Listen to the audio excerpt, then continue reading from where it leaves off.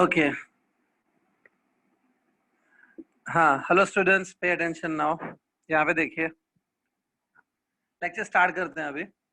हाँ, so student, last time if you remember हमने topic जो स्टार्ट किया था, that topic was surface tension. Okay, surface tension start किया था मैंने, और आज हम लोग है ना कुछ न्यूमेरिकल सॉल्व करेंगे based on surface tension. Okay, but before I start some numerical, कुछ और चीजें बतानी है। Let's see some more points regarding surface tension. Look here. Yesterday I told you that surface tension is a property by which the surface of a liquid always tries to minimize its own area. Okay, जब भी आप liquid की कोई surface लेते हो, let's से ये एक लिक्विड की सरफेस है, ये लिक्विड की सरफेस अपने आप को मिनिमाइज करने की कोशिश करती है। That property is known as surface tension. ठीक है, अब इसमें सरफेस टेंशन की एक और इंपॉर्टेंट पॉइंट है। सरफेस टेंशन की वजह से अगर आप पानी की सरफेस पे, let's say this is the surface of the water, this is surface of water. Surface tension की वजह से क्या होता है कि अगर आपने इस पानी की सरफेस पे कोई ऑब्जेक्ट रखा, हल्का सा object, if you keep some, suppose I keep a very light needle, एक नीडल मैंने पानी के ऊपर रखी, तो ये देखा जाता है कि ये नीडल भी फ्लोट होती है इंस्टेड ऑफ सिंकिंग। ये नीडल अगर आप बहुत जेंटली पानी के ऊपर रखेंगे ना, तो वो सिंक नहीं होती है, वो फ्लोट होती है। The reason behind this is surface tension. मैं इसका आपको फोटो भी दिखाऊंगा जस्ट आफ्टर फ्यू मिनट्स। लेकिन ऐसा होता है रियली, अगर आप पानी के ऊपर हल्के से नीडल रखोगे तो वो नीडल सिंक नहीं होती है, it easily floats because of surface tension. अभी कैसे होता है वो मैं थोड़ा समझा देता हूँ। इमेजिन दैट ये वाटर की सरफेस है, ओके, जिसको मैं यहाँ पे फिर से ड्रॉ कर रहा हूँ like this. See this, this is surface of water. I hope आपको डायग्राम अच्छे से दिख रहा है। This is surface of the water. अब इसके ऊपर सपोज मैंने यहाँ पे नीडल रख दिया। देखो, हम लोग अज्यूम कर सकते हैं जो नीडल होती है, needle is a cylindrical in shape. Needle is cylindrical, तो उसका जो साइड से आप देखेंगे ना, नीडल को एक साइड से देखेंगे तो नीडल का जो साइड, एक साइड से क्रॉस सेक्शन एरिया होगा वो सर्कुलर होगा। From the one side if you look, needle will look this way. This is let's say needle. Okay, जब आप इसको पानी की सरफेस पे रखते हो ना, तो होता क्या है कि जो पानी की सरफेस है वो ब्रेक नहीं होती है। Surface do not break due to surface tension. In fact needle की वजह से सरफेस थोड़ी सी डिफॉर्म होगी and the surface takes this kind of a shape. Look at, surface takes this kind of a shape, और इसके ऊपर नीडल ऐसे रहती है। ठीक है, अब इसके बाद क्या होता है, जस्ट इमेजिन दैट ये जो सरफेस है, take one molecule on the surface which is exactly below the needle. ये molecule देखो, see this molecule, it is a molecule of the liquid which is present on the surface but exactly below the needle. ठीक है, ये जो molecule है ना, it will be attracted by other molecules which are present at a distance of 10⁻⁹ meter. ये molecule को बाकी molecule ऐसे खींचते हैं like this, ऐसे। Look at these forces. Okay, बीच में जो आपको सर्कुलर चीज दिख रही है ना, वो नीडल है, that is a needle. These are the forces which are acting on the molecule on the surface by the other molecules which are present on the surface. ठीक है, ये forces को चलो मैं F लिख देता हूँ। ये दोनों forces जो आपको दिख रहे हैं ना, इन forces का जो resultant force आएगा, the net force of these forces will be straight away upward. तो ये जो नीडल है ना, नीडल के ऊपर एक अपवर्ड फोर्स लगेगा बाय द मॉलिक्यूल्स। तो ये जो अपवर्ड फोर्स है ना, इसके साथ साथ नीडल पे एक और डाउनवर्ड फोर्स लगेगा which is mg of the needle, अपना weight, the mg of the needle. ये देखो, ये डायग्राम नीडल के लिए बनता है। अब बाय चांस ये जो f है, this f and this f, इनका रिजल्टेंट ये है, let's say resultant vector is r। If by chance this r become equal to mg, अगर r इतना है कि वो इक्वल टू mg है, तो ये नीडल सिंक नहीं होगी ना, it will float. This is a way many times lighter objects float on the surface of the liquids.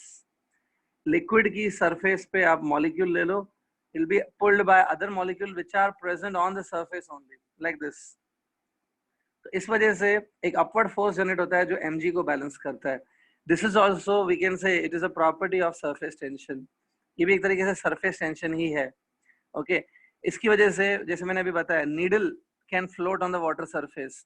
Same way क्या होता है, कुछ इंसेक्ट्स होते हैं, कुछ जैसे स्पाइडर हो गया या मस्कीटो हो गया, कुछ इंसेक्ट्स होते हैं जो बहुत हल्के होते हैं, वो भी पानी की सरफेस पे तैरते रहते हैं। They do not sink in the water because of this surface tension. ठीक है, अब इस चीज को विजुलाइज करने के लिए, just to give a good visualisation, मैं एक आपको ये शो कर रहा हूँ, पिक्चर शो कर रहा हूँ। Just look at this picture carefully, see this picture carefully. अगर आप ये पिक्चर देखोगे तो इट इज अ डायग्राम जिसमें आपको दिख रहा है एक पानी की सरफेस पे नीडल फ्लोट कर रही है। Needle is not sinking, you can see this is needle is floating, it's floating because of surface tension. ऐसी पिक्चर आपको इजीली इंटरनेट पे मिल जाएगी, आप आराम से खुद देख सकते हो गूगल में। नेक्स्ट ये देखिए एक और पिक्चर में दिखा देता हूँ। See this is a some insect, कोई मस्कीटो या कोई इंसेक्ट है जो एक पानी की सरफेस पे फ्लोट कर रहा है। So if you see, it's floating on the water surface. So this kind of a things are there. Okay. So I hope you got this. So the object float on the water surface because of surface tension. अब इसी पे हम लोग एक numerical solve करेंगे right now. See this numerical. Okay. Let's solve some numerical on this. ये numerical है. अगर आपको possible है तो note कर लो इसको. Note it down. Otherwise I will dictate also.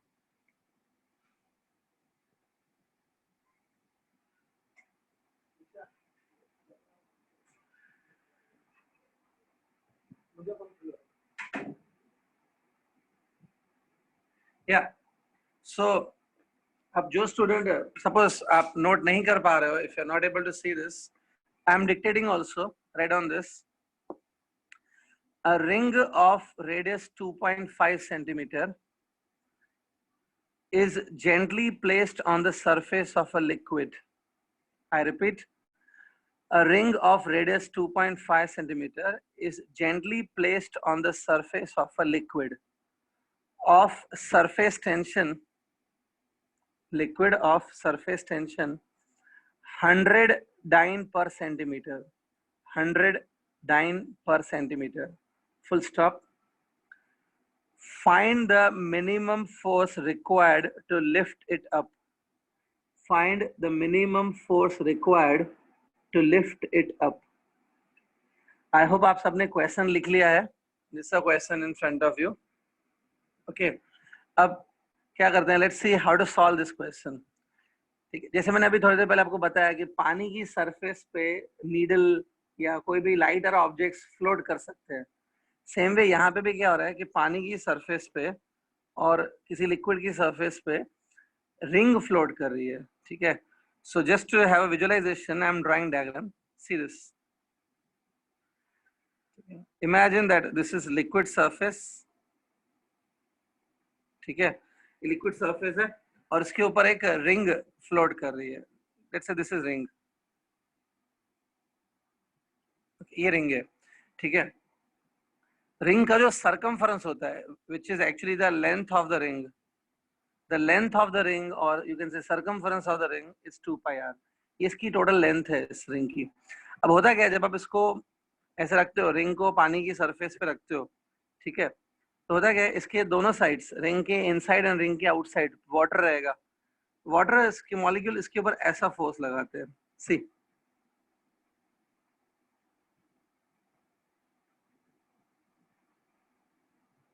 Like this, these are the forces acting on the ring by the surface molecules. जो surface पे मॉलिक्यूल है उनकी वजह से ये फोर्सेस लग रहे हैं।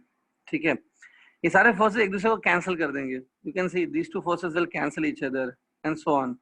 अब हमें क्या फाइंड करना है? We have to find out the minimum force required to lift it up. Minimum force required to lift it up. अब देखो, सपोज हमने क्या किया, इस रिंग के ऊपर ऐसे अपवर्ड फोर्स लगाया, like this,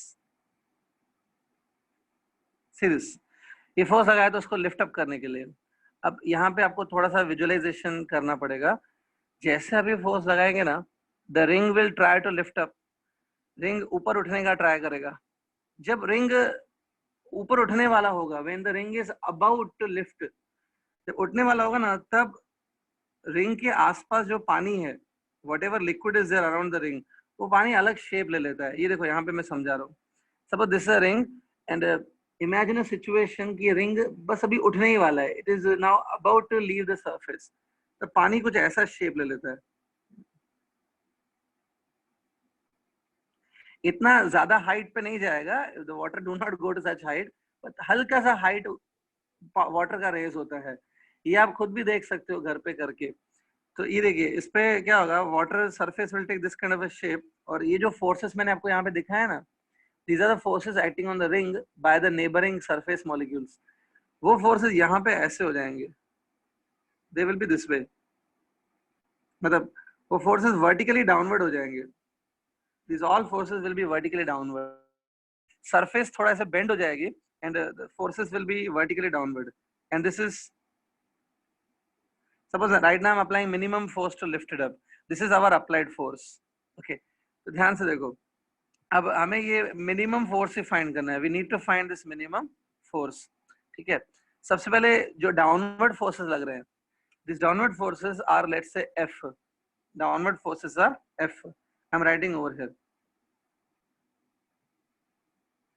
let's say downward forces are F. अब क्या लग रहा है, ये फोर्सेस जो मैंने दिखाए, they are acting on how much length.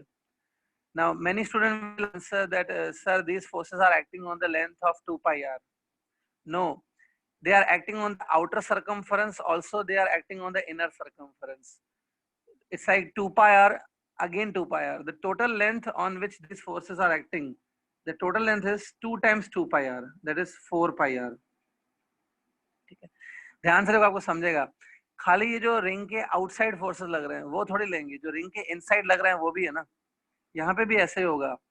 The forces will be acting from the outer circumference, also they will act from the inner circumference, like this, ठीक है। सो जो टोटल लेंथ है जिसपे ये फोर्सेस लग रहे हैं, वो टोटल लेंथ होगी बाहर का सर्कमफरेंस प्लस अंदर से circumference, that is 4 pi R, 2 times 2 pi are.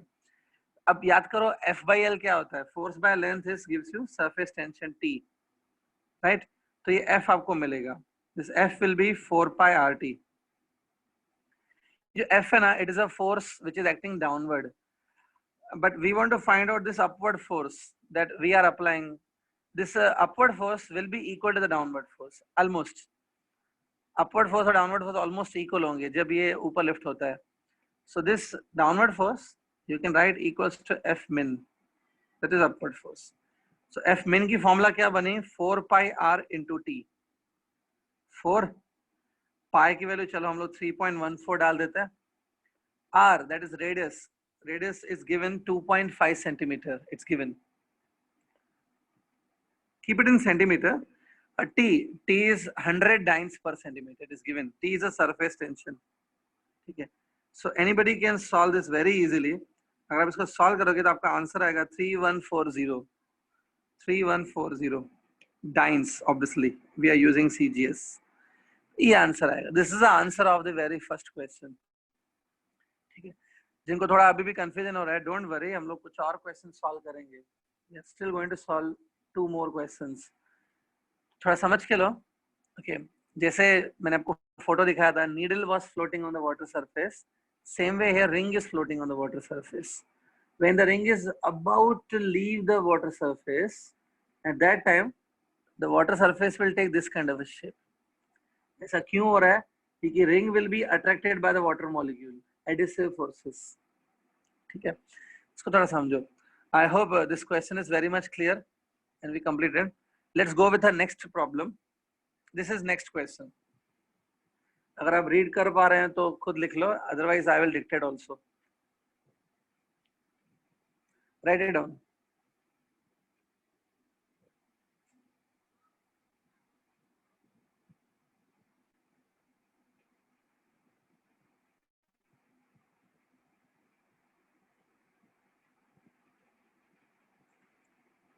Now जिन स्टूडेंट को सपोज इतना क्लियरली विजिबल नहीं है, तो मैं डिक्टेट कर रहा हूँ question, write down the question. A thin wire of length 10 centimeter, a thin wire of length 10 centimeter is placed on the water surface, is placed on the water surface, full stop. If the force of 2 into 10 power minus 2, if the force of 2 into 10 power minus 2 Newton is required to gently lift it,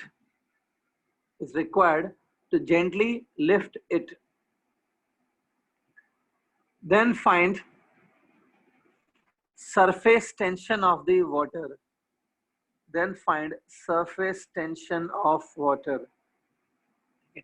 Question I hope सबने लिख लिया. Okay, so let's see the solution now. Okay, चलो अभी solution देख लेते हैं इसका. सही, यहाँ पे क्लियरली बोला गया है कि एक थिन वायर है, thin wire of length 10 centimeter. So this thin wire is like a needle only ना.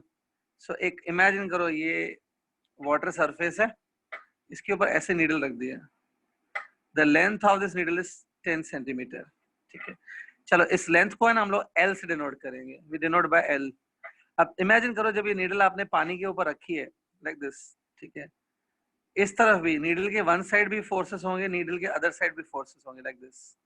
ठीक है, और जैसे मैंने आपको पहले बताया था कि अगर आप इस नीडल को, मैं पहले बता चुका हूँ, अगर आप इस नीडल को, इस वायर को साइड से देखेंगे, if you look from one side, तो इसकी जो क्रॉस सेक्शन एरिया है, सर्कुलर क्रॉस सेक्शन एरिया होगी इसकी, ऐसे दिखेगी. और जब ये वाटर की सरफेस पे रखा जाता है तो वाटर की सरफेस को ये ऐसे बेंड कर देगी, it will bend this way. ठीक है, ये मैं पहले समझा चुका हूँ. और ऐसे नीडल फ्लोट कर सकती है. नाउ यहाँ पे लिखा है if the force of 2 into 10 raised to minus 2 Newton is applied to gently lift it. तो ये कौन सा केस है जब आप इस नीडल को लिफ्ट कर रहे हो? जब आप इस नीडल को लिफ्ट करोगे ना, okay, and this needle is about to leave the surface. Suppose this needle is about to leave the surface. At that time, जब ये needle surface को leave करने वाली है, see ये जो circular thing है ना, ये needle है, okay. Now imagine this diagram.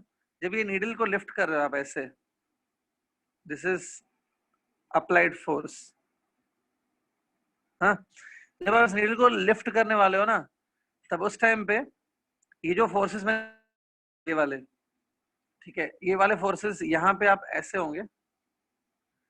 But जब ये वाली सिचुएशन होगी ना, ये फोर्सेस देखो, ये सरफेस है, see look at this is a surface, ये सरफेस है, तो यहाँ पे ये जो फोर्सेस है ना वो कुछ इस तरीके से हो जाएंगे. ये देखो ये फोर्सेस, ये आपको थोड़ा विजुअलाइज करना पड़ेगा. सोचो एक नीडल पानी पे फ्लोट हो रही है, तो जब आप इस नीडल को उठाएंगे ना ऊपर, तो पानी उसको चिपक जाएगा और पानी उसको मतलब छोड़ने की कोशिश नहीं करेगा, तो पानी कुछ इस टाइप की शेप ले लेगा. ठीक है, तो डाउनवर्ड फोर्सेस देखो, obviously this force that we are applying, it has to be at least equal to this forces to lift it up. तो सबसे पहले हमको ये वाले फोर्सेस कैलकुलेट करने पड़ेंगे. अब ध्यान से देखो, इस डायग्राम में भी समझेगा, ये जो फोर्सेस हैं नीडल के एक साइड से लगेंगे और नीडल के दूसरे साइड से भी लगेंगे. ये जो ओवरऑल फोर्सेस हैं, यही फोर्सेस यहाँ पे मैंने शो किए हैं. तो ये फोर्सेस ओवरऑल L मीटर पे नहीं लग रहे हैं. These forces are acting on the 2L length. ठीक है, ये देखो, the forces on the right hand side are acting on the L meter and the forces on the left hand side are also acting on L meter. So the total, these combined forces are acting on the L plus L 2L length. यहाँ पे आप क्या करो, these forces divided by total length on which they are acting, which is 2L. This F by 2L, when you do, you will get T, surface tension. Okay, T will be given by F by 2L. So this F will be equal to 2LT. F will be equal to 2LT. Now, ये forces मैंने calculate कर लिए, which is 2LT. But this F forces will be equal to F applied. Forces applied की equal होंगे जब ये lift हो रही है needle. This F forces will be equal to applied force. So we can write down that at least applied force will also be 2LT. Okay.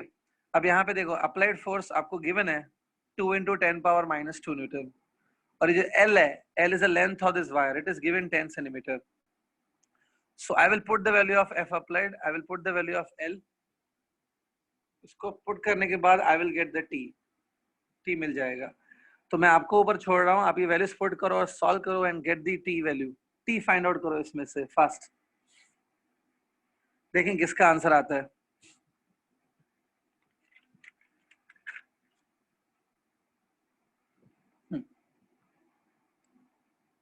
F applied equals to 2L into T। बहुत easy है, I hope आप सबने कर लिया होगा। Applied force is 2 into 10⁻² Newton. ये Newton में है, means it is in SI units. So definitely yes 0.2 correct है। जो स्टूडेंट 0.2 आंसर दे रहे हैं, yes very good, keep it up, keep it up. 0.2 is correct answer. ये L जो लेंथ है ना, कितनी ली आपने L length? 10 centimetre. 10 centimeter you should convert in SI units. When you convert into SI unit, it is 0.1. देखो length है ना 10 centimetre है, convert this 10 centimeter into meter, so it will be 0.1 meter into T. So 2 gets cancel, ठीक है, और ये 0.1 भी cut होगा, see to it, और आपका आंसर आएगा 0.1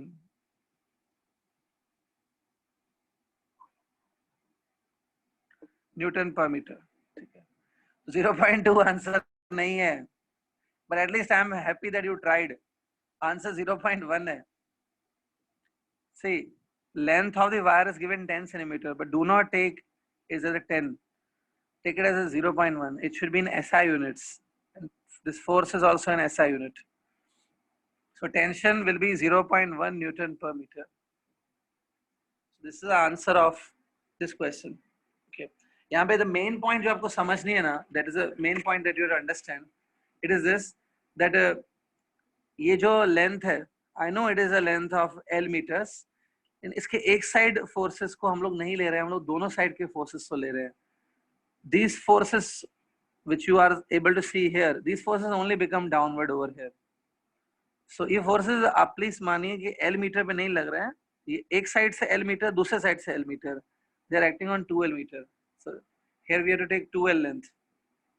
It's the most important thing in the circle, in the surface tension topic that you need to understand. चलिए एक लास्ट क्वेश्चन और कर लेते हैं। Let's solve another problem. ठीक है, काफी दिन बाद आप प्रॉब्लम सॉल्व कर रहे हो फिजिक्स के, आई होप मजा आ रहा है। Let's solve one more question. This is a question in front of you, note it down please.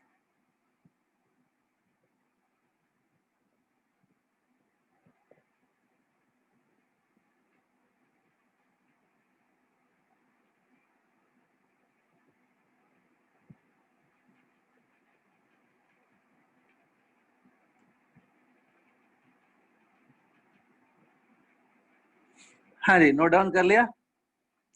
If suppose some student have not noted down, still they are not able to see, so I am dictating the question. Question में लिख लो। A drop of radius 2 centimeter. There is a drop, liquid drop of radius 2 centimeter. It is made up of a liquid.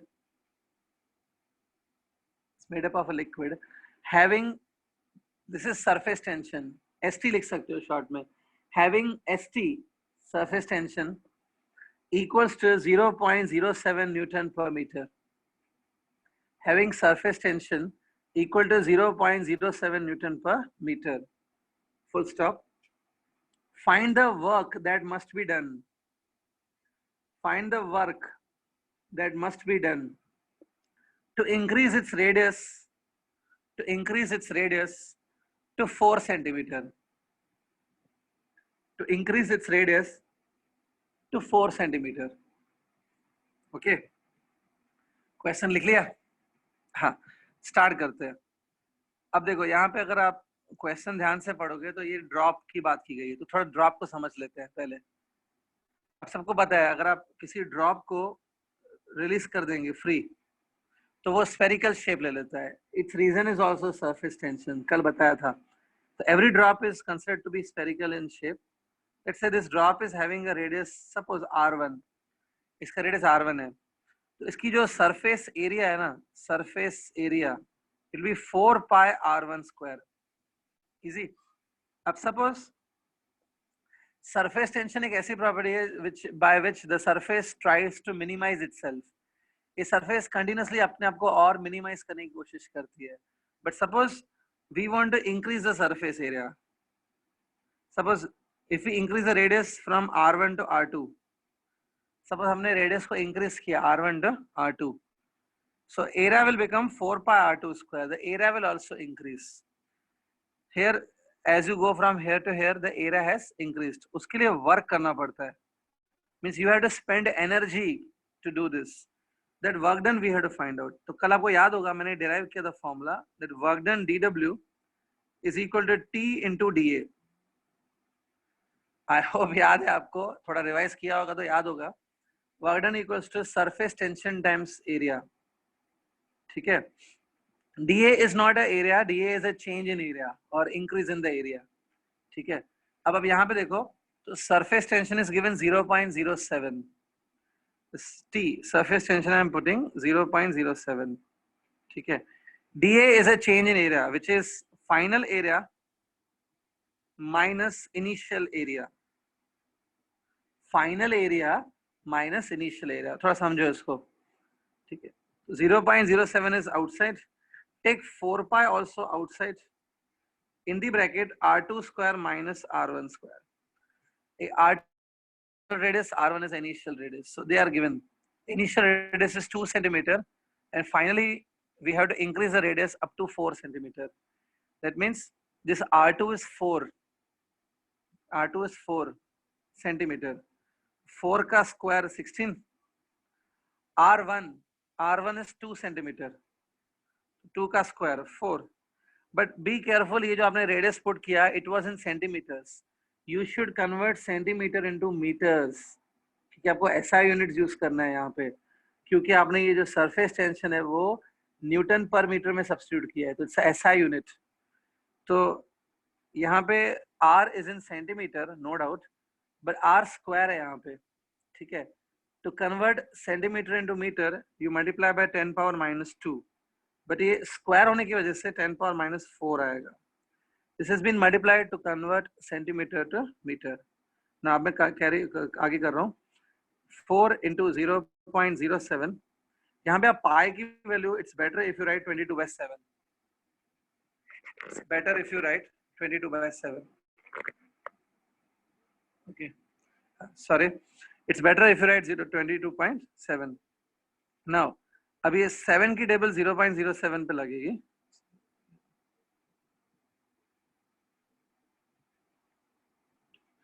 now anybody can solve this, ठीक है। solve करो और give me the answer, let's see this time you are getting right or no, try to solve and give me the answer। it's just 8812 multiply करना होगा and multiply 88 with 12 and power will be 10 power minus 6। I hope you can finish this now। this is work done, approximately 0.8 आएगा, 0.8 आ रहा है, 0.8 wrong answer है।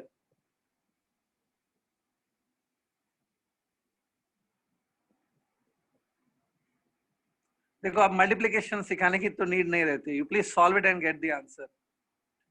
आई hope सबका answer एक ही आना चाहिए, okay, but the answer will be in joules, joules में रहेगा because you are using SI units.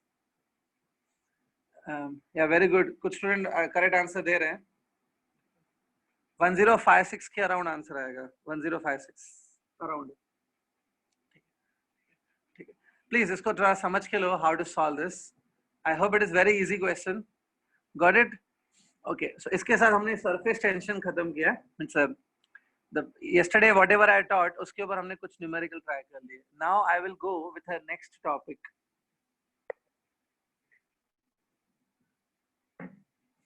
now let's go with her next topic।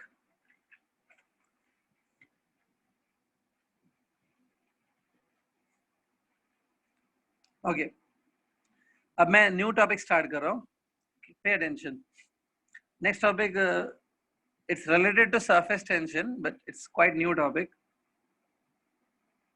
next topic है angle of contact। angle of contact. The angle of contact we denote by a theta symbol. अभी क्या होती है ध्यान से देखो. What is this angle of contact? See, imagine that if I take a container like this, suppose एक container लिया like this, ठीक है, नॉर्मल ग्लास का बना हुआ कंटेनर, इट्स अ ग्लास, ठीक है, इसमें हमने सपोज वाटर फिल किया या कोई लिक्विड फिल की. सो आप एक्सपेक्ट ऐसे करोगे ना कि लिक्विड कुछ इस शेप की दिखेगी. अब इस लिक्विड की जो सरफेस है उसको ध्यान से देखो. This is surface of the liquid. Surface कैसे होगी? हॉरिजॉन्टल होगी कि वर्टिकल होगी? Surface will be horizontal. It will B horizontal surface. ठीक है, यहाँ पे देखो अभी कुछ भी अनएक्सपेक्टेड नहीं लग रहा है. Everything is fine. ऐसा ही होता है. लेकिन अब क्या होगा पता है? अगर आप बहुत क्लोजली जाके इसकी कॉर्नर्स को देखेंगे, if you look it here very closely, बहुत मतलब क्लोजली जाके इसको आगे यहाँ पे देखेंगे ना, तो ऐसा देखा जाता है कि जो सरफेस है ना, एंड पॉइंट्स पे जो सरफेस है वो बेंड हो जाती है. The surface bends like this. Surface जो है it bends near the edges. जब ये सरफेस जहां पे ग्लास के साथ मीट कर रही है वहां पे सरफेस बेंड होती है ऐसे. ठीक है, ऐसे बेंड होती है like this. ऐसा बेंड क्यों होती है वो रीजन हम लोग डिस्कस करेंगे. Definitely we will discuss that why it is bending. But ये आप खुद ऑब्जर्व कर सकते हो, ठीक है, कि सरफेस ऐसे बेंड होती है. आज एज एन असाइनमेंट एक चीज बोल रहा हूँ, आप करके देखना घर पे. अगर आपकी कांच का ग्लास है, take a glass, okay, glass vessel जो कांच का बना होना चाहिए, ट्रांसपेरेंट ग्लास का ले लो. उसमें आप क्लीन वाटर डालो, प्योर क्लीन वाटर, ठीक है, डालो और उसको छोड़ दो रेस्ट पे. मतलब उसको स्टेबल होने दो. थोड़ा नजदीक जाके देखना, आपको ये चीज दिखेगी दैट सरफेस ऐसे बेंड हो गई है. You will be definitely able to see this thing. Surface has bend like this. ठीक है, आगे चल के हम लोग डिस्कस करेंगे कि ये बेंड क्यों होती है, but it bends. Now look at this point. ये पॉइंट देखो, ये क्या पता है? It is a point surface but it is in contact with a glass. ये सरफेस पे पॉइंट है but it is in contact with a glass. इस पॉइंट को बोलते हैं point of contact. Sometime we refer this point as a point of contact. ठीक है, और ये जो कर्वी सरफेस है ना, see this surface is curvy. ठीक है, तो ये कर्वी सरफेस पे हम लोग अभी टेंजेंट ड्रॉ करेंगे. Let's if I draw the tangent on the curve, the tangent passes through the point of contact. See this. ये देखो, ध्यान से देखो इसको.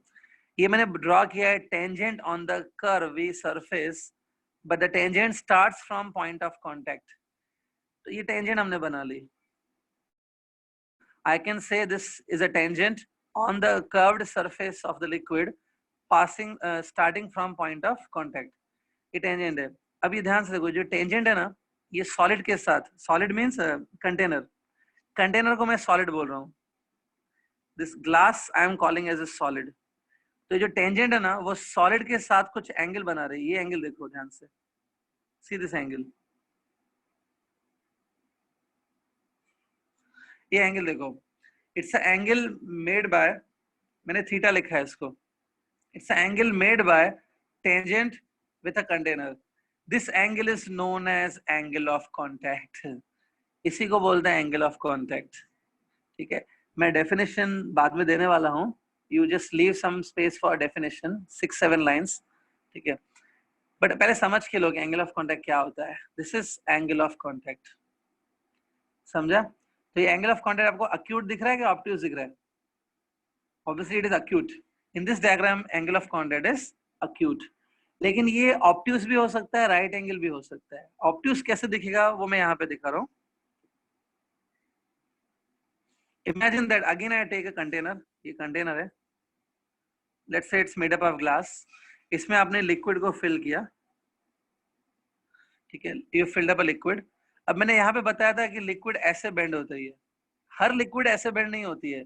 सम liquids bend like this, they are bending upward. कुछ लिक्विड्स है ना डाउनवर्ड बेंड होती है ऐसे. सी, ठीक. हालांकि जो वाटर है ना, commonly available liquid in your house is water. Water ऐसा होता है, वाटर बेंड्स अपवर्ड, ऐसा बेंड होती है mercury, mercury bends this way, ठीक है। Don't worry, I'm going to tell you that why they are bending, ये हम लोग पूरा अच्छे से समझेंगे कि बेंड होता क्यों है, बट थोड़ी देर के लिए आप इसको अज्यूम करते हैं that it bends like this, mercury bends this way. अब इसमें आप ध्यान से देखोगे ना, so this is point of contact, ये पॉइंट ऑफ कांटेक्ट है, here liquid surface is meeting with a solid, ठीक है। तो यहाँ पे आप टेंजेंट बनाओ on this curve, draw tangent on this curve, so automatically tangent ऐसे बनेगी, see this is a tangent on the curve passing through the point of contact. अभी मैंने कहा था ये जो टेंजेंट है सॉलिड के साथ एंगल बनाती है, आपको ये एंगल लेनी है, take the angle from inside, see this angle, it's an angle made by this tangent with solid from the inside, so this angle is definitely obtuse, so angle of contact sometime it is acute, sometime it is obtuse, ठीक है। angle of contact 90 degree की भी होती है, it's sometime 90 degree also। how it is right angle, if suppose inside the container liquid takes this shape, ये liquid ने ऐसा shape ले लिया, this liquid is neither bending upward nor bending downward, bend नहीं हो रही है, स्ट्रेट है, सो अगर ये स्ट्रेट है ना, liquid straight, so this is point of contact, ये पॉइंट ऑफ कांटेक्ट है, draw the tangent on the surface through point of contact, तो टेंजेंट कुछ ऐसे बनेगी, this will be the tangent. अभी टेंजेंट सॉलिड के साथ इतनी एंगल बना रही है, देखो हो गया ना 90 degree, here theta will be 90 degree, ठीक है। ये रिंग थीटा जीरो भी हो सकती है, it's theta can be zero also, ठीक है। जीरो ऐसे होती है, see how theta can be zero, imagine this is container, बीच में हमने लिक्विड ले लिया, let's say liquid is climbing on this container, लेकिन बहुत ही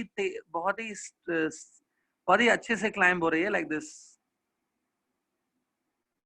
लिक्विड काफी ज्यादा क्लाइंब हो रही है कंटेनर के ऊपर, और सोचो यहाँ पे आते आते while coming up to here the surface of the liquid almost become vertical, suppose यहाँ आते आते लिक्विड की जो सरफेस है ना, it almost became vertical, it almost became parallel with a container, यहाँ पे आप टेंजेंट बनाओगे ना, टेंजेंट कुछ ऐसे बनेगी, this will be the tangent, तो ये टेंजेंट इस ग्लास के पैरेलल है, so this tangent is making 0 degree with a glass, angle of contact may be 0 also। कुछ स्टूडेंट जिनके कंसेप्ट क्लियर नहीं होते हैं, जो ध्यान से पढ़ते नहीं है, वो ऐसे मानते हैं कि सर इस केस में एंगल ऑफ कांटेक्ट 0 है जब सरफेस फ्लैट है, no, when surface is flat in fact it is 90 degree, जब जब सरफेस फ्लैट नहीं है लेकिन ऐसे है that almost surface become vertical, then angle of contact is 0 degree, ठीक है। सो हम लोग ये डिस्कस डेफिनेटली करेंगे कि ये सरफेस बेंड क्यों हो रही है, but before I tell you that, I'm going to give you definition of angle of contact. Now write down the definition of angle of contact, ठीक है। मैं orally बता रहा हूँ, just I'm dictating, आप लिख लो fast।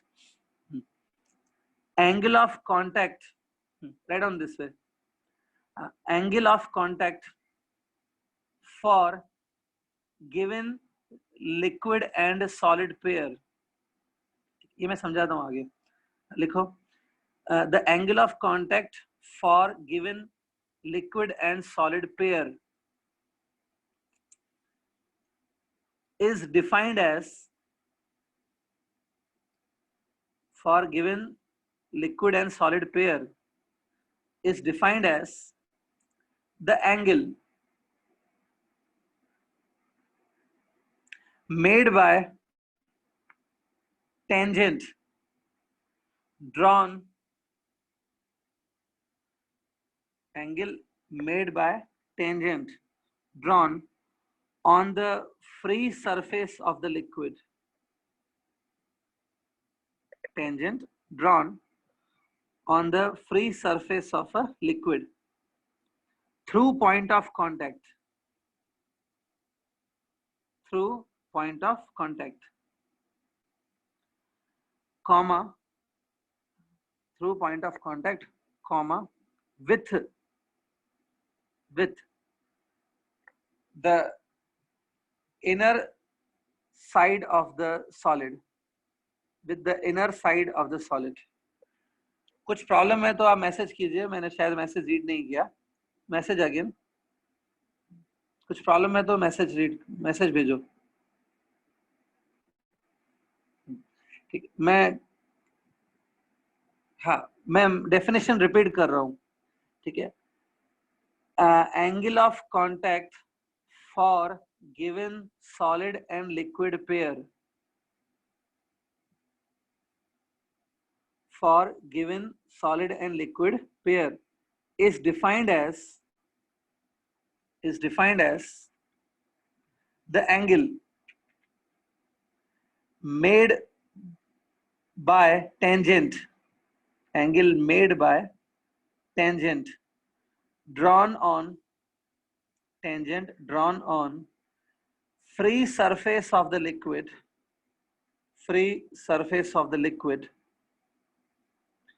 through point of contact, comma, with inner surface or inner side of the solid, I hope सबने लिख लिया. ठीक है. एक बार पढ़ के देखो, आपको समझ में आ जाएगा. अगर मैं इसको सिंपल ट्रांसलेशन करूं कि क्या लिखा है आपने लिखा है कि जो एंगल ऑफ कांटेक्ट होती है एक सॉलिड और एक लिक्विड के लिए, एंगल ऑफ कांटेक्ट जो होती है इट्स अ एंगल जो ये टेंजेंट बना रही है सॉलिड के साथ. ठीक है. This tangent is drawn on the curve surface of the liquid through point of contact. इस सिंपल आपने यही चीज को लिखा है. ठीक है. अब यहाँ पे डेफिनेशन में मैंने एक चीज लिखी है, the angle of contact for the given solid and liquid pair, given liquid and solid pair, ऐसा लिखा है ना कुछ. ये मैं थोड़ा समझा देता हूँ, इट्स इंपॉर्टेंट. देखो एंगल ऑफ कांटेक्ट क्या है वो मैंने अभी समझा दिया, but it is said that angle of contact depends on, angle of contact एक चीज पे डिपेंड करती है. The angle of contact depends on solid and liquid pair. ठीक है. क्या मतलब है इसका कि यहाँ पे देखो आपने लिक्विड भी लिया है और ये जो कंटेनर है it is made up of solid. तो ये सॉलिड और लिक्विड का पेयर है. इस पेयर में it's a pair of solid and liquid. For this particular pair this angle will be fixed. Suppose यहाँ पे आपने जो लिक्विड लिया है और ये जो सॉलिड लिया है उसके लिए suppose this angle is 30 degree. Example, अगर आप इस पेयर को चेंज करेंगे, यू चेंज द लिक्विड और यू चेंज द सॉलिड, दोनों में से कोई एक चेंज करो तो आपका पेयर ही चेंज हो जाएगा. When you change the pair, this angle will also change. ठीक है. ठीक, एक एग्जांपल देता हूँ, ये इंपॉर्टेंट है, आप नोट कर लेना. If you take the clean glass, जो घर पे ट्रांसपेरेंट कांच के ग्लास होते हैं, if you take that glass and in that glass you fill up the pure water. So देखो ये एक पेयर बन गया. It's a pair, clean glass with pure water. ये जो पेयर है, इस पेयर के लिए angle of contact is 0 degree. Angle of contact 0 degree होती है. ठीक है. It's 0 degree. लेकिन अगर मैं इस पेयर को चेंज करूं, if I take clean glass मैंने वही रखा, but in that clean glass if I take mercury, so see pair change हो गया ना. तो मर्क्यूरी और ग्लास पेयर के लिए the angle is nearly 135 degree. So देखो angle of contact drastically change हो गया बिकॉज़ आपने लिक्विड ही चेंज कर दिया. सो इसलिए हमने डेफिनेशन में लिखा है that angle of contact depends on pair. Remember, whether you change the liquid or you change the solid, the pair will change.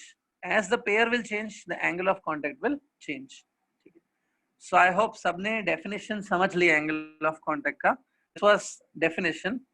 अब खाली ये मैं थोड़ा समझा देता हूँ कि ये surface bend क्यों होती है. You should also know why this surface is bending.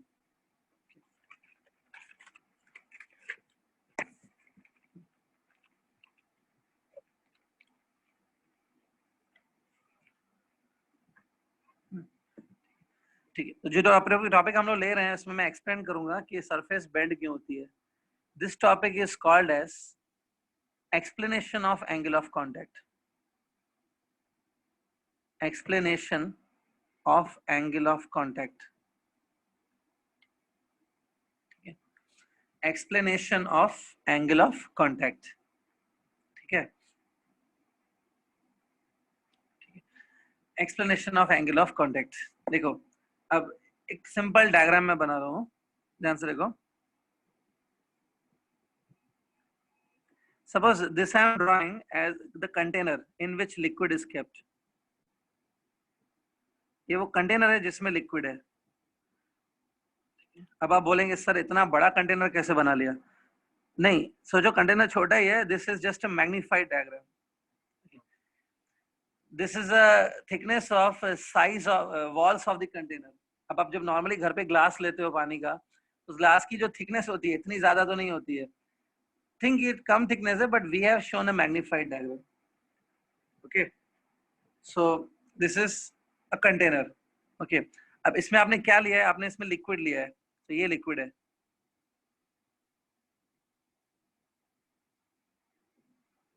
C this is liquid. Okay, यहाँ पे ये जो पॉइंट है दिख रहा है, this is point of contact. याद है, ये पॉइंट ऑफ कांटेक्ट है. अब just assume that here one liquid molecule is there. This is a liquid molecule. ये लिक्विड मॉलिक्यूल है. I will take this liquid molecule as a center and I will draw one sphere around it. इस molecule को as a center लेके I will draw one sphere. The radius of this sphere is 10 power minus 9 meter. It's the radius of this sphere. मैंने आपको बताया था 10 to minus 9 meter का significance क्या होता है. Up to this distance, the two molecules do attract each other with the intermolecular forces. इतने distance तक मैंने कहा था मॉलिक्यूल एक दूसरे को अट्रैक्ट कर सकते हैं. So this sphere is sometimes known as sphere of influence. ठीक है, तो ये बना लिया हमने. अब देखो क्या होता है कि ये जो मॉलिक्यूल है ना, ठीक है, this molecule will be attracted by other molecules which are present in this sphere. तो अब सोचो इस स्फीयर में कौन कौन से मॉलिक्यूल प्रेजेंट है. ये देखो, this molecule which I am right now drawing, ये मॉलिक्यूल दिख रहा है जो मैंने अभी ड्रॉ किए. These all molecules are of solid. तो ये solid के जो molecules हैं, they will attract this liquid molecule like this. See these forces that I am showing. ये सारे forces देखो. These are the forces acting on the liquid molecule, this one, by the solid molecule. यहाँ पे solid होगा ना, तो ये कौन सा force हुआ? Cohesive के adhesive. हाँ, try to answer me, message करो. ये जो forces मैंने show किए हैं, ये cohesive है कि adhesive force है? Let's see who is giving answer. ये फोर्सेस कौन से हैं जो मैंने शो किया है डायग्राम में? दीज आर कोहेसिव फोर्सेस और एडिसिव? हाँ, Simran, Anjali, Mayuresh, Shreya, Kavita and many more. Sorry मैं सबके नाम नहीं पढ़ पा रहा हूँ. Many more. Well done. It is all of you are giving correct answer. ये एडिसिव फोर्सेस है. Yes, these are adhesive. ठीक है, क्योंकि ये लिक्विड और सॉलिड के बीच में है. Well done, well done. Okay. ओम पांडे, वेल डन. ठीक है, these all forces are adhesive. Okay. बस हो गया, बस हो गया, बस हो गया. ठीक है, wait for next question. ठीक है, so these all forces are adhesive. बस करो अभी, बस करो. ठीक है, so these all forces are adhesive. अब देखो ये जो सारे फोर्स है ना, अगर मैं इनका रिजल्टेंट फोर्स फाइंड आउट करूं, if I find resultant force, resultant force एकदम बीच में से जाता है ऐसे. Think this is a resultant force. It will go exactly horizontally. ये जो resultant force है ना, इसको मैं बोलता हूँ FA. This A means adhesive. That's why. So it is a resultant adhesive force. Total force आप बोल सकते हो ऐसा लग रहा है. ठीक है, इसका मतलब है this molecule is attracted by the solid container with this force. ठीक है, अब एक काम करो. Let's go ahead. See these molecules which right now I am drawing. See these molecules. दिख रहा है ये सारे मॉलिक्यूल्स हुए, ये वाले. These molecules are also present up to the distance of 10 to minus 9 metre. तो ये मॉलिक्यूल इस मॉलिक्यूल को जो सेंटर पे है उसको ऐसे खींचेंगे लाइक दिस. ये सारे फोर्सेस जो लग रहे हैं ना, दीज आर कोहेसिव। इसका आंसर मैं ही बता देता हूँ, cohesive, because this is a force between liquid liquid molecule. ये सब कोहेसिव फोर्स है। ये ध्यान से देखो, these are the cohesive forces exerted on the liquid molecule by the other liquid molecule। इनका जो रिजल्टेंट फोर्स आएगा वो कुछ इस तरीके से आएगा, एग्जैक्टली बीच में, एग्जैक्टली इन द मिडिल। देखो आप समझ सकते हो, ये सारे जो फोर्स है ना, इनका रिजल्टेंट एकदम बीच में से जाएगा। If it is exactly in the middle ना, थोड़ा सोच के देखना, ये जो एंगल है ना, कोई सोच सकता है ये एंगल कितनी होगी? How much will be this angle? ये देखो 60 एक्यूट ही होगा ना। हाँ acute है, that is correct, this is acute, but it will be exactly 45 degree 45 क्योंकि ओवरऑल 90 डिग्री है। see this overall angle is 90 degree। यहाँ पे जो सारे फोर्सेस है they are equally spread, तो रिजल्टेंट एकदम सबके बीच में से जाएगा। it will be nearly 45 degree, it will be, yes, well done, 45।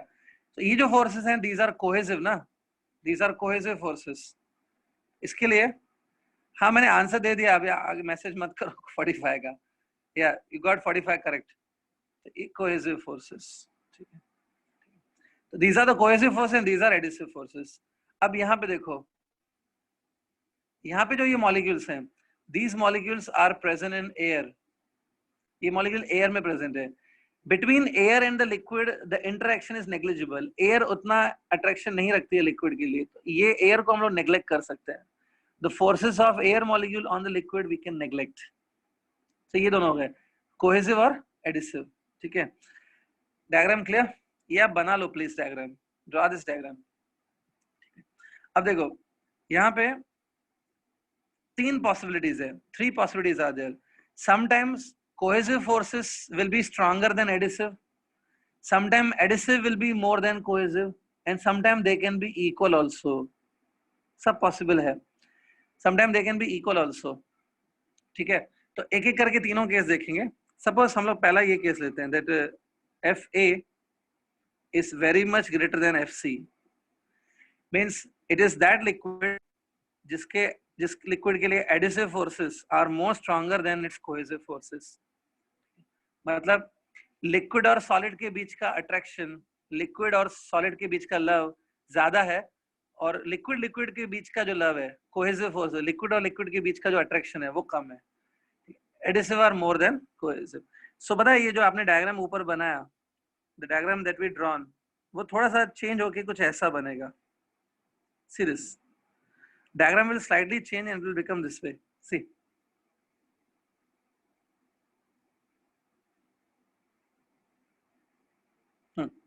ध्यान से देखो इस डायग्राम को, इसमें वो क्लियरली दिख रहा है कि adhesive force are very much bigger, that's why I have drawn it with a bigger arrow.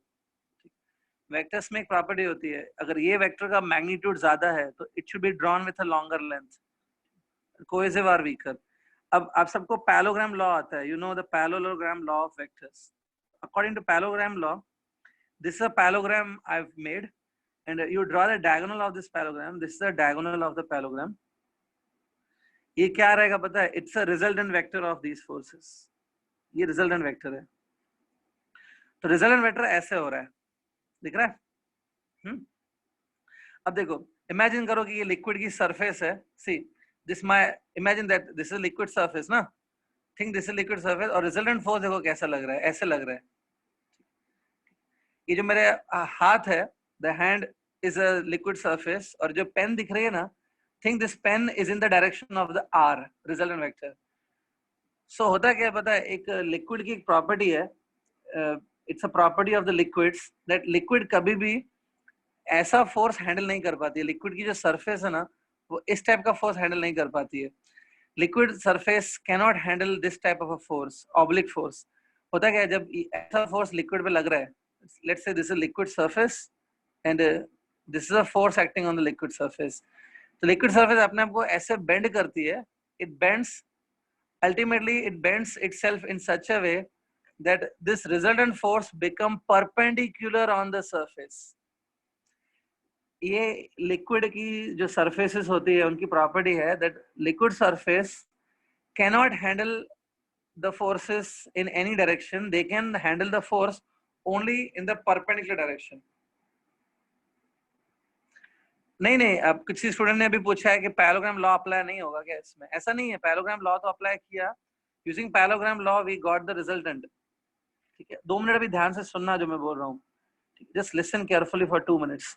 देखो, according to parallelogram law this resultant force acting on the surface is R ना। Think ये जो मेरा हाथ है वो सरफेस है और फोर्स ऐसा लग रहा है, ठीक है। अगर ये टोटल फोर्स है, लिक्विड इस टाइप के फोर्सेस को हैंडल ही नहीं कर सकती है, it can never handle this type of force. It's a property of the liquid that liquid इस force की वजह से क्या होगा, liquid move करेगी और अपने आप को ऐसे adjust करेगी कि finally this force will be at right angle to the surface. इसको हम लोग ऐसे बोलते हैं, liquid surfaces can handle the force in the perpendicular direction. अगर force surface पे perpendicular है तो वो liquid handle कर लेगी, but कोई और angle पे अगर ये force है ना तो वो handle नहीं कर पाती है। इसका चलो मैं एक काम करता हूँ, इसका मैं एक प्रैक्टिकल एग्जांपल देता हूँ जो आप सबने देखा होगा। Look at this example. देखो, इसका मैं एक प्रैक्टिकल एग्जांपल देता हूँ। थिंक ये एक पानी का बॉटल है, इट्स अ वाटर बॉटल, ठीक है। इसमें हमने पानी फिल करके रखा है लाइक दिस, ठीक है। ये देखो, अब इसमें ये जो ऊपर की जो सरफेस है it's almost horizontal.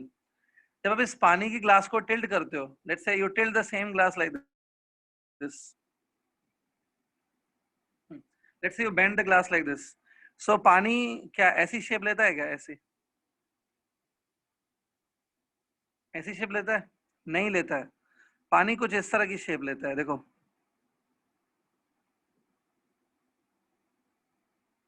Water take this shape ना, दिस इज करेक्ट डायग्राम, पर ये रॉन्ग है। क्यों ऐसा पता है? क्योंकि अज्यूमिंग दैट अगर पानी ने ऐसा शेप लिया तो क्या होगा पता है? You take one molecule on the surface, surface पे एक मॉलिक्यूल लो, mg फोर्स ऐसा लगेगा ना, vertically downward. This mg force ध्यान से देखो, it is acting on the surface. ऐसा टाइप का फोर्स ये लिक्विड सरफेस कभी हैंडल नहीं कर पाती है। इसकी वजह से क्या होता है, लिक्विड सरफेस अपने आप को एडजस्ट करके ऐसा बनाती है कि अगर ऐसे बना दिया ना तो अभी mg फोर्स ऐसा लगेगा। This mg force will be at right angle, see it will be at right angle to the surface. अब सबने ये चीज देखी है, पानी इस टाइप की शेप लेता है, कभी ऐसे नहीं। तो ऐसे याद करो that it is a property of the liquid surfaces that they can not handle the force in any direction, they always handle the force in the perpendicular direction, ठीक है। ये आई होप ये समझा आपको। सो यहाँ पे भी वही point है, ये जो आर फोर्स लग रहा है ना, it is acting at some other angle on the surface. Surface अपने आप को एडजस्ट करेगी so that this are become perpendicular on the surface. तो अब ये डायग्राम के मैं आगे बढ़ रहा हूँ, ठीक है। ये देखो कंटेनर, ठीक है, ये पॉइंट ऑफ कांटेक्ट है, सपोज आर फोर्स कुछ इस तरीके का है, let's say this is are force, ठीक है। तो लिक्विड सरफेस अपने आप को एडजस्ट करेगी in this way such that this force will be perpendicular on the surface, इसलिए लिक्विड सरफेस बेंड होती है upward. The reason for bending upward is actually difference between adhesive and cohesive forces. Suppose adhesive forces are bigger than cohesive, resultant force goes in this direction. ये suppose resultant force है, liquid surface ऐसी है, वो ऐसा handle ही नहीं कर पाती है, liquid surface अपने आप को ऐसे कर देती है, so that this force should be at right angle to the surface. इस चक्कर में ये surfaces bend होती है, ठीक है। देखो अल्टीमेटली आपको ये चीज याद रखनी है कि सरफेस बेंड होती है। This is a way of explaining that क्यों बेंड होती है, वो मैंने अभी समझा दिया, ठीक है। तो if adhesive forces are more than cohesive forces, resultant force will be in this direction, okay, and to make this resultant force perpendicular on the surface bends itself like this, ठीक है। कुछ स्टूडेंट जिनको अभी भी इसमें difficulty हो रही है, आप एक दूसरे तरीके से याद कर सकते हो। दोनों में से कौन सा फोर्स बड़ा है? एडिसिव बड़ा है। एडिसिव बड़ा है मतलब लिक्विड को ज्यादा अट्रैक्शन है सॉलिड के लिए। अगर लिक्विड को ज्यादा अट्रैक्शन है सॉलिड के लिए, एडिसिव ज्यादा है, तो इसलिए लिक्विड है ना सॉलिड के ज्यादा से ज्यादा कांटेक्ट में आने की कोशिश कर रही है। Liquid is trying to have a more and more contact with a solid, और इस चक्कर में ये लिक्विड सॉलिड के ऊपर चढ़ती जा रही है, it's going climbing on the solid, that's why liquid take this kind of a shape. कुछ स्टूडेंट ऐसे भी याद कर लेते हैं, ठीक है। तो यहाँ पे आपको दिखेगा कि liquid is getting affinity for the solid, liquid solid के ऊपर क्लाइंब करने की कोशिश कर रही है, क्योंकि adhesive forces are stronger than cohesive forces. ये पॉइंट आई होप क्लियर है। एक चीज सिंपली याद रखो, the liquid surfaces can handle perpendicular forces, they can come in equilibrium when the forces are perpendicular on them. Liquid surfaces cannot handle the forces in any other at any other angle, the forces must be perpendicular on the surface, okay, for equilibrium. तो यहाँ पे भी equilibrium लाने के लिए liquid surface has done this, ठीक है। so I hope ये समझा आपने। इसमें मैंने कौन से forces ज्यादा strong लिए, adhesive। चलो एक केस और देख लेते हैं, that is suppose cohesive forces are stronger than adhesive। अगर ऐसा है, cohesive forces are stronger than adhesive forces,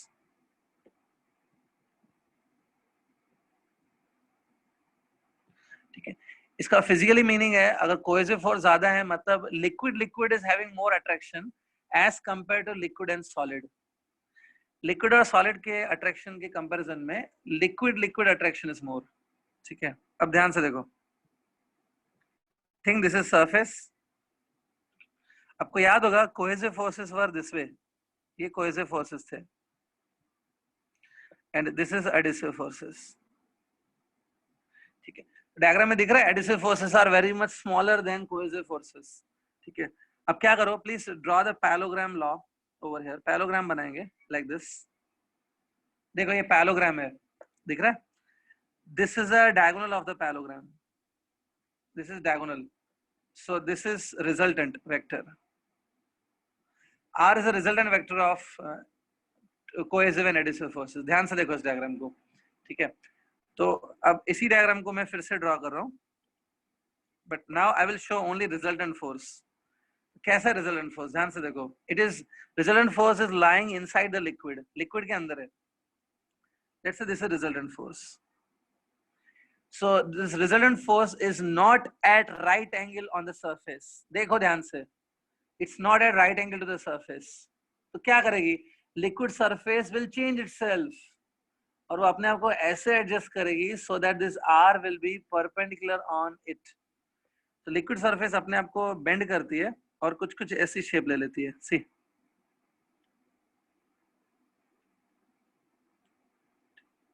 ठीक है, such that this r will be this way, this r will be perpendicular on the surface, so this time liquid surface will bend like this so that resultant will be this way। ये देखो दोनों आपस में right angle बना रहे हैं, तो liquid surface ऐसे बेंड होगी। इज इट बेंडिंग डाउनवर्ड और नो, इट्स बेंडिंग डाउनवर्ड, ठीक है। सो इस केस में क्या होगा, अगर हम लोग ये बनाए, now what is this, it's a tangent drawn on the surface, it's a tangent, so this is angle of contact, angle of contact is obtuse, ठीक है। तो obtuse भी बनती है अगर cohesive forces are bigger than adhesive, और जो first case था उसमें क्या था, angle of contact must be acute, ठीक है। सो this is a way you can explain the adhesive and cohesive forces, this way it happens, ठीक है। आज जो भी टॉपिक डिस्कस किया है, it is slightly complicated I know, but अगर आप ध्यान से सुन रहे हैं जो मैं बोल रहा हूँ और जो बोल रहा हूँ वो आप विजुअलाइज कर रहे हो तो बहुत ईजी है। एक सिंपल चीज है, याद रखो, the liquid surface cannot handle the forces in the random direction, the liquid surface for equilibrium the force must be perpendicular on it। जब फोर्स परपेंडिकुलर होता है लिक्विड सरफेस पे तभी वो उसको बैलेंस कर सकती है, ठीक है। आज हमने दो केसेस डिस्कस किए, FA less than FC and FA more than FC, ठीक है। कल एक और केस कंसीडर करेंगे, one more case tomorrow we will do, but उससे पहले please clear this topic thoroughly, ठीक है। एक टॉपिक और, हाँ, एक कुछ स्टूडेंट बोल रहे हैं कि अगर FA इक्वल्स टू FC है तो क्या होगा, ठीक, कल मैं इस पे डिस्कस करूंगा, we will discuss on it, one more case we will take tomorrow, but उससे पहले ये जो आज का है please make it very clear, okay. I am getting बहुत सारे रिस्पॉन्सेज आ रहे हैं कि अभी इसको खत्म कर दो, एक जो लास्ट केस है, finish it. Okay, it will take hardly 2 minutes only. Let's finish now only. Okay. So yeah, some students are saying topic is very easy. It's a compliment. Thank you. क्योंकि ज्यादातर students को ये topic difficult लगता है. ठीक है. So I hope you are getting what I'm saying. ठीक है. तो तीसरा केस अभी 2 मिनट में खत्म कर देते हैं इसको. थर्ड केस, अब कुछ स्टूडेंट बोल रहे थे take this third case that FA equal to FC. ये हम लोग लेंगे, डोंट वरी, बट ये थोड़ा कॉम्प्लिकेटेड है. हम लोग ऐसा ले रहे थे that FA equal to FC by root 2. Suppose this case is given in the textbook. So let's finish this first of all. Suppose FA is FC by root 2. इससे क्या फायदा होगा, ये देखो. See, those who remember this was adhesive force, this was cohesive force, and the cohesive force was making this angle as 45 degree. ये angle 45 degree था, याद है ना. डू वन थिंग, सबसे पहले आप कोहेसिव फोर्सेस को, suppose if I am resolving into two components, resolve FC into two components. We can resolve any vector into two components. So ध्यान से देखो, ये होगा FC sin 45 और एक होगा FC cos 45. FC sin 45 और एक कंपोनेंट होगा FC cos 45. अब देखो, FC sin 45 is equal to FC by root 2. sin 45 की वैल्यू डालो, ये आ जाएगा. तो one component is FC by root 2 and this other component is also FC by root 2. इतना समझा? अब देखो, FA यहाँ पे गिवन है, FA equal to FC by root 2 है. The FA equal to FC by root 2. कुछ कोई स्टूडेंट डाउट पूछ रहा है कि mg क्यों नहीं ले रहे हो. मैं बताता हूँ. I will show you that why we are not taking mg. Wait a minute. FA and FC by root 2 they are equal ना, so these two will cancel each other. ये दोनों component एक दूसरे को cancel करेंगे. If these two components are cancelling each other, the only force acting on the molecule will be FC cos 45, which is this one. और वो इस direction में act करेगा. ठीक है. तो मैं simplified diagram बना रहा हूँ. The only force acting on this molecule will be this way, which is FC by root 2. ठीक है. ये दोनों फोर्सेस एक दूसरे को कैंसिल कर देंगे. Only force acting is this. अब क्योंकि ये फोर्स ऑलरेडी राइट एंगल पे है on the surface, it is already at right angle on the surface, that's why the surface will not bend. Surface bend नहीं होगा, surface ऐसे के ऐसे ही रहेगा. Surface will remain this way only. अब बताओ, अगर सरफेस ऐसा का ऐसे रहेगा तो इस केस में थीटा कितना है? Answer me. इस केस में थीटा कितना होगा, 0 कि 90? हाँ, आंसर मी फर्स्ट. 0. बालाजी 0 नहीं है. ठीक है Balaji, it is 90 degree. Angle of contact 90 degree होगी, 0 नहीं. मैंने पहले समझाया था, देख लो फिर से, जब मैंने 0 और 90 डिस्कस किया था. Angle of contact will be 90 degree. So theta remains 90 when FA is equal to FC by root 2. Important point है, नोट कर लो. जब ये कंडीशन होती है ना, तब एंगल ऑफ कांटेक्ट 90 डिग्री बनती है. They can ask you in MCQs of entrance exam that किस केस में थीटा 90 होती है, when FA is equal to FC by root 2. ठीक है स्टूडेंट, आप ये सब चीजें मगअप नहीं कर पाएंगे. So many things are there. और आपको सरप्राइज होगा, मैं भी इतना चीजें याद नहीं करता हूँ. सब मच खेलो, try to understand and then everything will be easy. ठीक है. So I hope you got this. कल इससे आगे बढ़ेंगे. Tomorrow will go beyond this. Today we finish the topic of angle of contact. Thank you student. Bye. अगर doubts हैं तो पूछ सकते हो.